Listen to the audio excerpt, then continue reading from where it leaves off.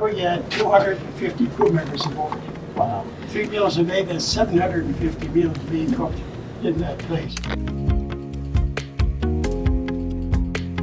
This is known as an Admiralty fighting town.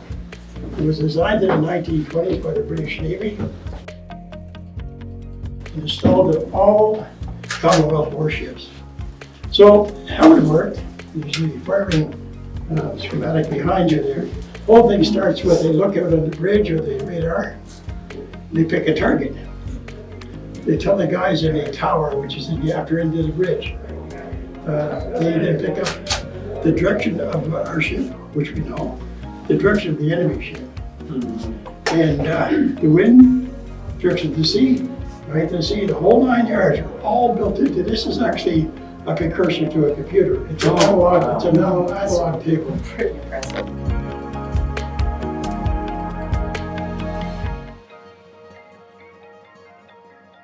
You look, you see those little pillows, we're gonna call them upper rockers. And here's the foot rockers down here. When we came aboard ship, we usually give them another ship, we had our kit bag up to here, and we had our kits rolled up with 18 inch. We just dump it on the table, then we take our mic, and we just line here, and start putting our stuff in. Up here, of course, we use our jackets, things like that. When you see these hammock racks, you can see the hammock, we slept in hammocks. Best thing you ever want to have. I know. Yep. If you don't have it, don't worry about it. The trick is getting your Just take foot care of in. it. Get your left foot in. Hang on. There you go.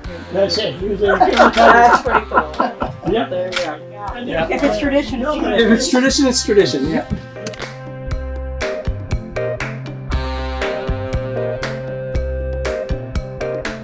Because the ship is a steam good machine. Yeah. When they left port, they put in about 550 tons of portable water. But most of it was used to drive the ship. So how it went was, of course, the engineer got the first digs on it. After that, it went to sick bay. Then it went to the West Bay. So you had very cold water, No, or very little of it. we each had our own tank. It was our tank. Okay. The point is you fill that. Now, we never took a shower at sea. Yeah. We're not allowed. Reason for it is the steam would chip.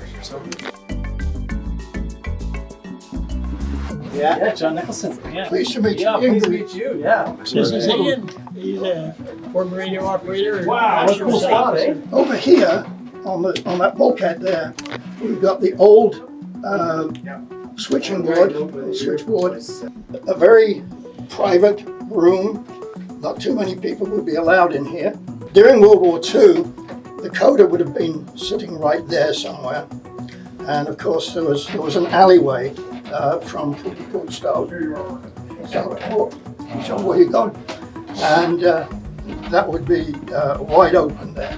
So things have changed quite a bit. The means of taking down messages.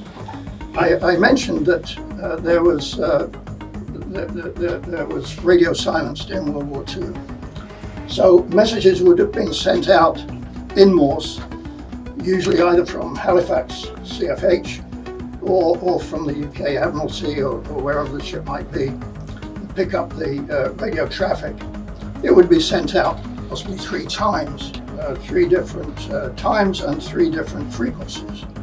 So if the sparkers did not pick it up the first time, they should be able to pick it up the second time, maybe the third time. So it's a little bit different from the communications that you folks are used to, and even what I was used to back in the 1960s. I sailed the world at somebody else's expense. I went to every part of the world as a radio officer in the British Merchant Navy, and it was a great life, as you are experiencing now. And believe me, it's the best education that you'll ever get.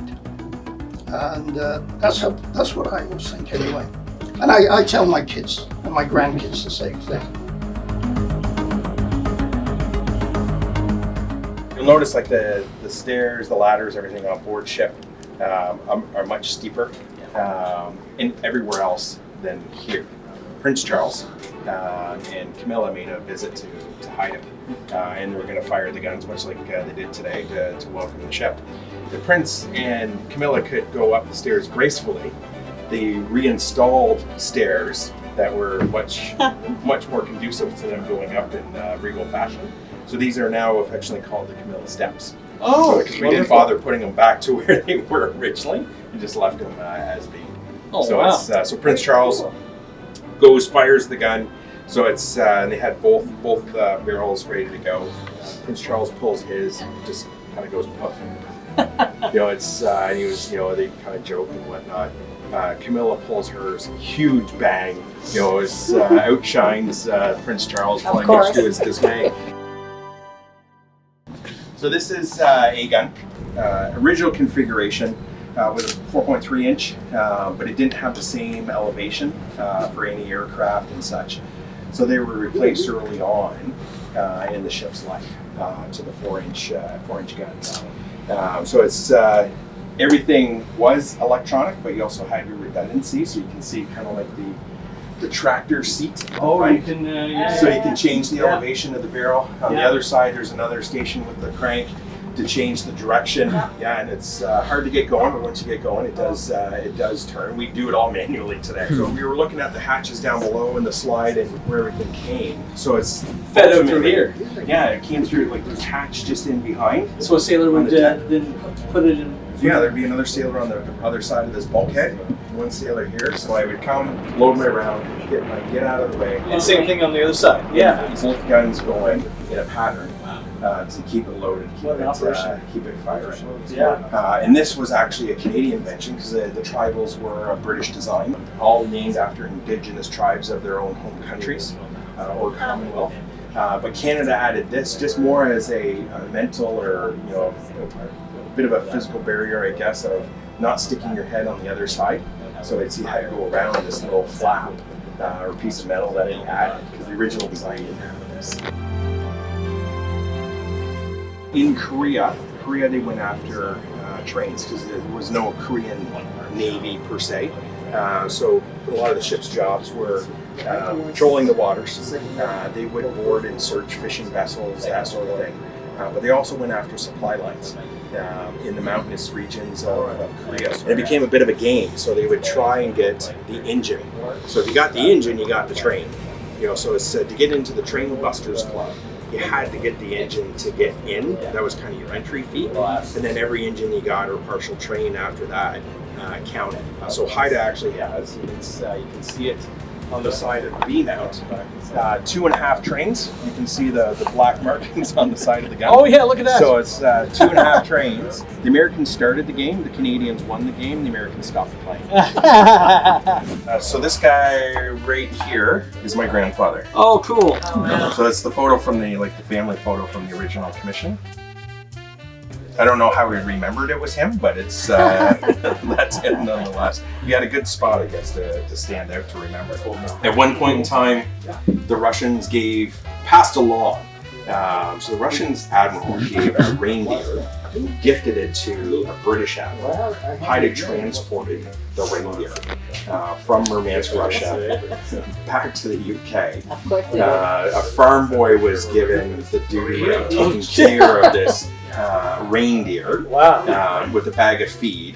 The bag of feed lasted a day or two because the farm boy just kept feeding the reindeer. So eventually it runs out of food. So the crew ended up kicking in their scraps and part of their meals to keep this reindeer fed and alive through the journey. Reindeer makes it to the UK, don't know whatever happened to the reindeer. And there's a young Andy Barber, there he is. Andy Barber, the signalman. So it's likely up on the bridge would be my guess in Korea. Oh wow. Lifetime of Back in the day. dedication to a ship. That's amazing. Although arguably we say Andy's probably done more for the Navy since being out of the Navy than he did while he's in the Navy. So we have a laundry facility.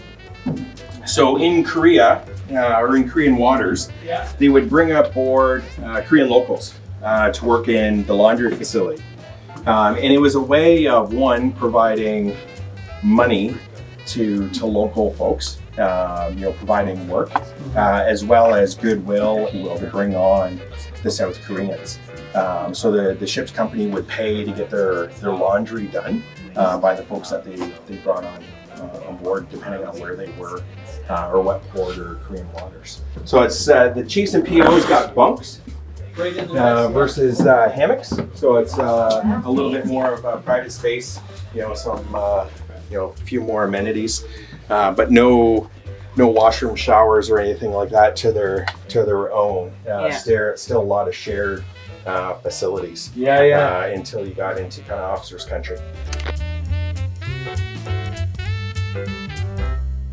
Haida, after numerous engagements, started making a name for the ship, because Haida sunk the most number of ships of any Canadian vessel, certainly, and of Allied ships as well. So it starts becoming a bit famous.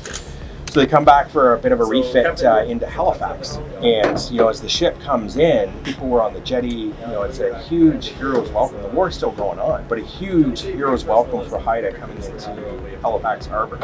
Harry DeWolf, as story goes, turned to whoever's on the bridge and whatnot. What the heck's all that fuss about? To them, they were just doing their job. He was a very modest individual, So it's I couldn't believe all the hoopla that was going on.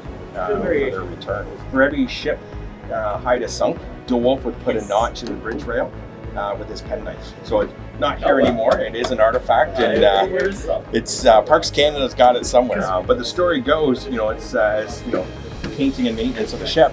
It's a young sailor sanding the bridge rail to get it nice and smooth, to restain it and all and that. And likely a chief or the coxswain come running out and probably almost took the sailor's head off, because it's taken away history. So they removed the bridge rail to preserve it. So that's great.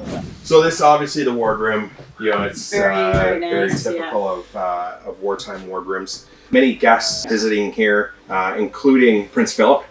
So Prince Philip had visited the ship numerous times post-war. And ultimately became the patron. So this is where Peter Ward comes in. So Prince Philip is touring the ship.